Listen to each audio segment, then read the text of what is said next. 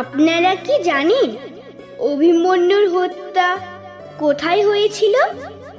কি জ্ঞান তার মামাশ্রীর কাছে পাননি, যার জন্য তাকে মৃত্যুবরণ করতে হয়েছিল? তাহলে আজ এই ভিডিওতে জেনে নিন কি কারণে তার মৃত্যু হলো।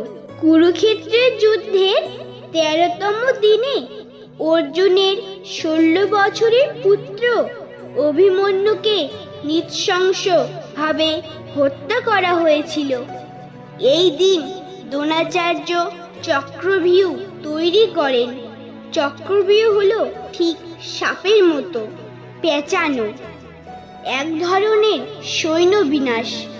এই চক্রভিউ ভেদ করার ক্ষমতা কেবলমাত্র অর্জুন, শ্রীকৃষ্ণ ও অভিমন্যুর ছিল।